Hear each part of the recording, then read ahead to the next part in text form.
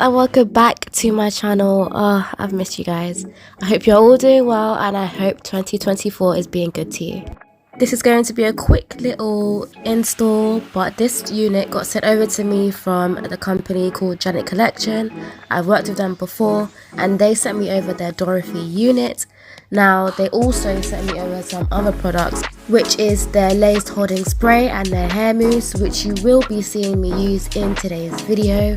Now for you who's watching, if you are an OG of my channel, you already know that majority of my videos show I unbox the unit and then I cut the lace off. But in this case, in today's video, I did not do that. I cut the lace off before I came on camera, and this is why this install was a quick one. I literally didn't have to do too much.